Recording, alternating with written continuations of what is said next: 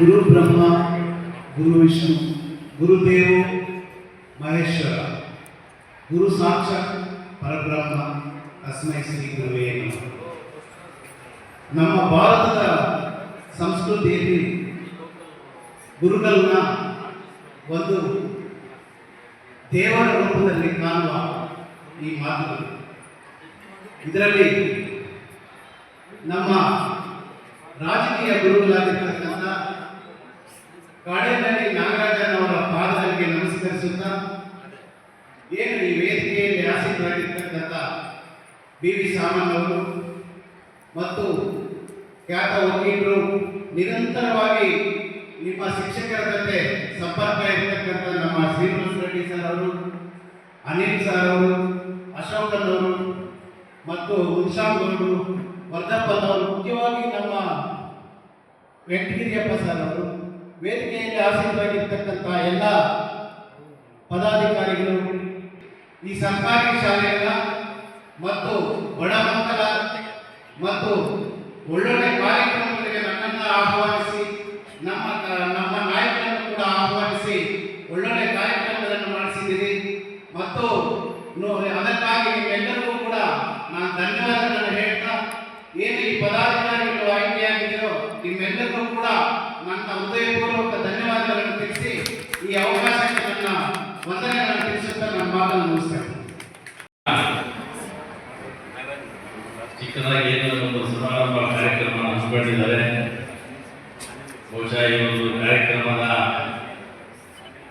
ಅಧ್ಯಕ್ಷತೆ ವಹಿಸತಕ್ಕಂಥ ನಮ್ಮ ನಾಗಣ್ಣವರೇ, ಅದೇ ರೀತಿ ನಮ್ಮ ಶ್ರೀನಿವಾಸ ರೆಡ್ಡಿ ಅವರೇ, ಮುಖ್ಯವಾಗಿ ನಮ್ಮ ಅನಿಲನ್ನು ಸುಮಾರು 20-25 ವರ್ಷದಿಂದ ತಿರುಗುವಲ್ಲ ನಮ್ಮ ಶಂಕರೇಗೌಡರಿಂದ ಅವಾಗಿಂದಲೂ ಸಹ ನಾವೆಲ್ಲ ಒಟ್ಟಿಗೆ ಸೇರ್ತಾ ಇದ್ವಿ. ಅದೇ ರೀತಿ ನಮ್ಮ ಪ್ರಭಾಕರ್ ಅವರೇ, ಮುನ್ಶಾಮ್ ಅವರೇ, ನಮ್ಮ ವೆಂಕಟೇಶ್ವರವರೇ, ಪೆದ್ದೂರು ವರ್ಧಪ್ಪಣ್ಣವರೇ, ನಮ್ಮ ಅಶೋಕಣ್ಣವರೇ, ನಮ್ಮ ಸಣ್ಣಪ್ಪಣ್ಣವರೇ, ಇನ್ನು ನಮ್ಮ ಹಿತೈಷಿಗಳು ಈ ಒಂದು ವೇದಿಕೆಯಲ್ಲಿ ಬಂದಿದ್ದಾರೆ.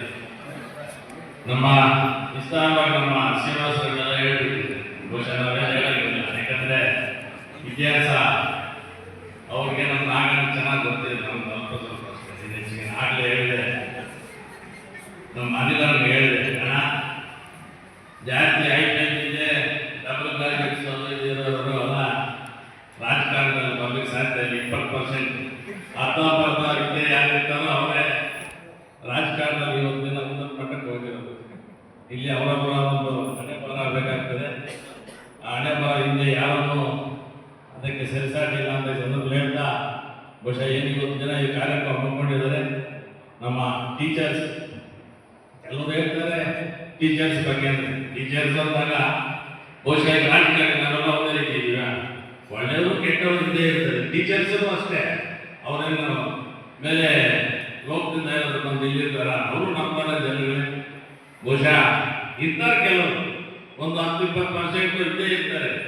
ಶಾಲೆಗಳಿಗೆ ಟಕ್ಕರ್ ಹೊಡೆಯೋದವರು, ಒಳ್ಳೆ ರೀತಿ ಪಾಠ ಮಾಡ್ತಾರೆ. ಒಂದೇ ಹೇಳ್ತೀನಿ ನಾನು, ಯಾರು ಶಿಸ್ತಿಂದ ಸಿದ್ಧಾಂತದಿಂದ ಯಾರು ಕೆಲಸ ಮಾಡಿರ್ತಾರೋ, ರಾಜಕಾರಣಿಗಳು ಅಷ್ಟೇ, ನಿಮಗೆ ಅಂತ ಹೇಳೋದು, ಅವ್ರ ಮಕ್ಕಳು ಒಂದು ಒಳ್ಳೆಯ ಉನ್ನತ ಒಂದು ವಿದ್ಯಾಭ್ಯಾಸದಲ್ಲಿ ಮುಂದಕ್ಕೆ ಹೋಗಿರ್ತಾರೆ. ಬಹುಶಃ ನಾನು ಕಂಡಿದ್ದೀನಿ. ನೀವಂತಲ್ಲ, ಅಧಿಕಾರಿಗಳು, ಈಗ ಪೊಲೀಸ್ ಡಿಪಾರ್ಟ್ಮೆಂಟ್ ಆಗಿರ್ಬೋದು, ರೆವಿನ್ಯೂ ಡಿಪಾರ್ಟ್ಮೆಂಟ್ ಆಗಿರ್ಬೋದು, ಡಿಸಿ ಯಾವುದಾಗಿರ್ಬೋದು, ಅವ್ರ ಮಕ್ಕಳು ಅವರೊಂದು ಉನ್ನತ ಮಟ್ಟಕ್ಕೆ ಹೋಗಿರ್ತಾರೆ.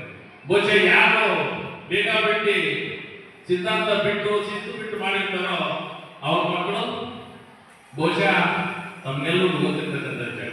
ಅದ್ರ ಬಗ್ಗೆ ಯಾರು ಒಂದು ಲೆಕ್ಕದಲ್ಲಿ ಹೇಳ್ಬೇಕಂದ್ರೆ, ವಿದ್ಯೆ ಕಲಿತಕ್ಕಂಥವ್ರು ತಂದೆ ತಾಯಿಗಿಂತ ಹೆಚ್ಚು.